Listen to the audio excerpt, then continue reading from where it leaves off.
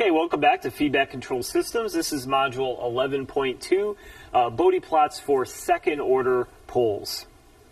So the objectives of this module are to show you Bode plots for the general second-order expression here. And even though the title on the last slide said poles, we're actually going to start with some zeros, sort of the numerator term, if you will, as a second-order expression. Then we'll look at the poles, second-order poles in the denominator. And then we'll talk about corrections to the second-order Bode plots.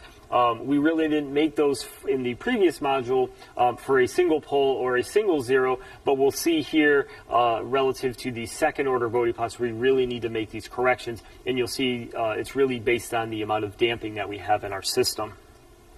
And then we'll end this module with some example second-order Bode plots.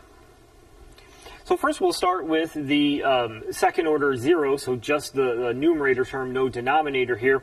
And what we do, similar to what we did in the previous module, is we like to normalize it relative to 1. So we'll divide this term right here, everything by omega n squared, factor that out, if you will, and then we're left with this expression here. And I've already shown the magnitude and phase plots here, but we'll get to those in just a second. So at low frequency, again, sort of our methodology is, hey, what's happening at low frequencies term here? So we'll substitute in essentially s equals 0 in this expression, and we're just left with the omega n squared term here at an angle of 0. So again, at very low frequency, we can see the phase at 0, and then if we do log base 10 of this, again, based on the normalization, you'll see essentially close to 0 dB right there. And that's showing you the expression here. Take 20 log base 10 of that, and that'll get you what this graph is showing you with units of decibels. At high frequency, what we can do is make the substitution, and what we'll see for the value of g of s is that it'll approach s squared. So remember, s being j omega, when you square j omega, you get a j squared, which is -1, and then times omega squared. So that's where the -1 comes in, which can be written as omega squared at an angle of 180 degrees, right? A negative sign, you can think of a sine wave, so if the sine wave's going up, the negative sign would basically just go opposite. So it'd be 180 degrees out of phase. Now, the magnitude at high frequency, when we do that, because of the squared term, there's a principle with regard to logarithms that you can actually bring that out the front. So now you'll see the 40 times log, and so that's really going to be the key with the second order system. With the first order systems, you see a 20 dB per decade slope. Now with the second order system, you'll see a 40 dB per decade slope. And if we had essentially a third order system, you could think of it as 60 dB, etc. And then the general approach here to find the magnitude in phase would be to substitute, s equals j omega into the expression. Again, not at low frequency or high frequency, but again, more of a general expression is just substitute that in and then collect terms. Notice again, this term right here would be relative to our s squared term, s squared again being j omega squared with the j squared being -1. You'd have this expression here, and then we could calculate first the magnitude, square root of the sum of the squares. Now, how can I do that? Well, we have from Pythagorean theorem, our first term here is our just real term. This term is just imaginary. So I basically have a real term, an imaginary term, and then the magnitude essentially being the square root of the sum of the squares. So I have that magnitude, and then in terms of the phase would basically be the inverse tangent of the imaginary over real part. And so that's what you'll see here. This is the imaginary part here with the j, and then the real part right there. So that would be the general approach. So once you know your damping and your omega n for any given frequency, omega, you could substitute. So if I wanted to, substitute at roughly 0.3 here for the phase, 0.3 here for the omega, I could substitute that value in for the omega right there, and then basically calculate the magnitude and phase characteristic, and basically do that sweep, if you will. Now we'll look at a second order pole. So I know they're poles because it's in the denominator here. And so I'm not showing you the derivation here, but it's basically exactly the same as the previous slide in terms of derivation. The key differences, like we saw between the zero and pole of the last module, is it basically goes in the opposite direction. So because the previous page we saw it go up at a slope of positive 40 dB per decade, and this went up to 180 as opposed to 90 degrees, you'll see the opposite here. It'll the second order pole will go down at minus 40 dB per decade and then trend to negative 180 degrees with a negative 90 dB per decade slope. Here, again, we have the slope going up at 90 dB per decade. So basically just the inverse of that. So I didn't plot it for this. I think you can see that. So we now want to do what's called corrections to the second order Bode plots. So for either just the zero term here, that's the left side of the plot. And how do I know? Because they're going up at the 40 dB per decade and then trending towards 180 degrees up here in terms of the phase plot. And so what you'll see as a function of the damping ratio here, here's a damping of 0.3 or 1.5, you'll see that even though I have these asymptotes, based on the value of damping, I'm going to get different sort of responses, just like we saw for the step response for a general second order system, right?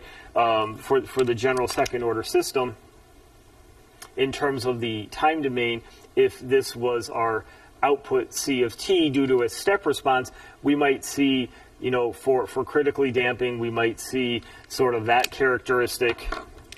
And then, for a underdamped case, we might see something like that. So again, these are all based on different damping ratios here, and so we saw different responses to the step response. Similarly here, we see that, and again, for I would say the underdamped cases in here, we see that sort of undershoot, and then it goes back up, and we also see relative to the phase plot characteristic, the less damping, the sharper the transition from 0 to 180 degrees. So for example here, damping of 0.1 is the outermost characteristic here relative to the plot. So a sharper transition from phase going from 0 to 180 degrees, whereas I go more damping here, what you'll see is more of a general slower slope here.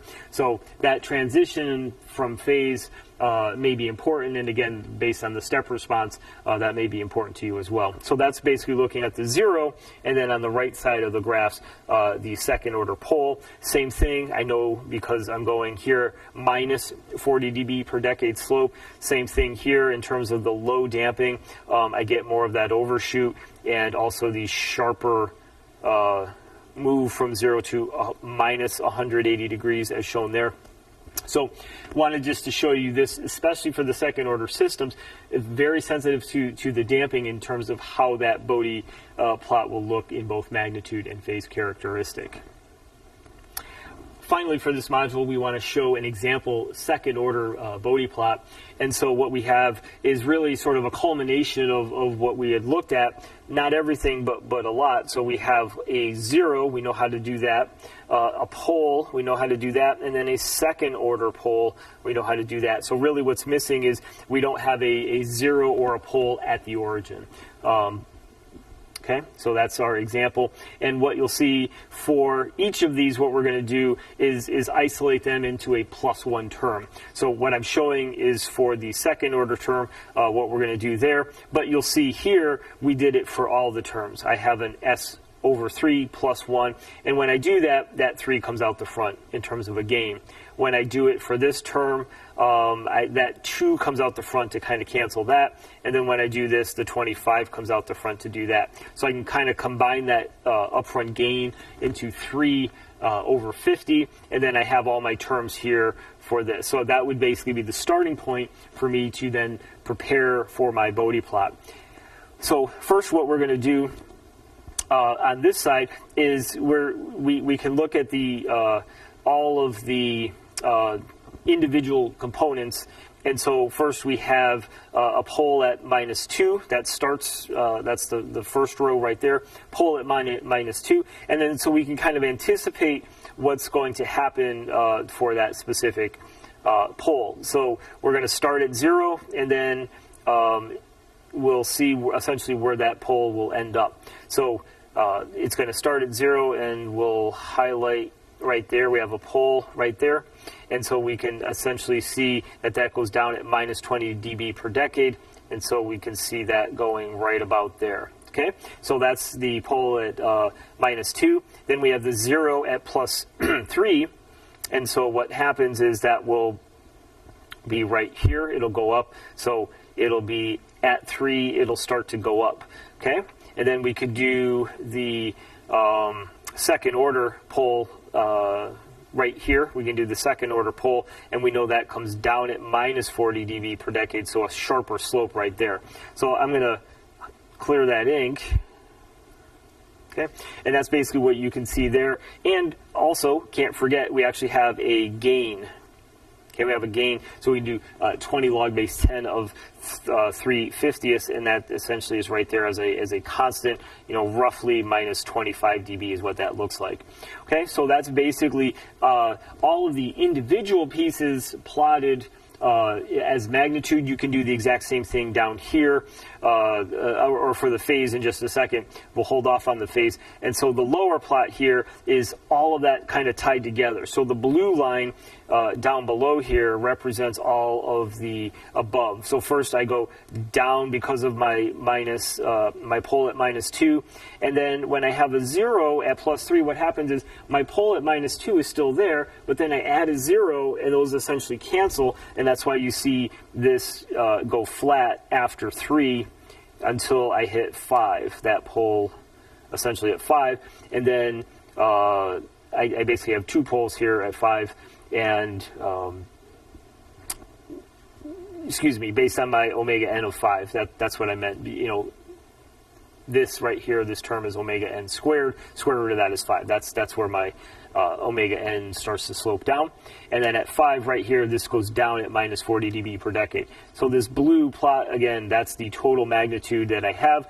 And then notice I have this correction here. What I could do is essentially solve for the damping and then make that slight little correction into my plot. Now the good news as I go through this and start to clear the ink here is the good news is we're going to have tools to let you do this. So we want to introduce the concept. So if you have a system and if you don't have access to the computer tools, that you can kind of get a sketch, right? You can envision yourself working in a lab or working maybe out in the field, something you don't have a computer at your disposal, and so you can start to sketch these things and get an approximate response of the system here. So that's how you would do it for the magnitude. And then on the right, we have the phase plot right here. So again, the top plot is bring each one in by itself. And then so for the gain term here, we have a constant gain at 0 in terms of the phase. There's no phase contribution to the 5/30th term right there. And then we have a pole right there that goes down at minus 45 dB per decade.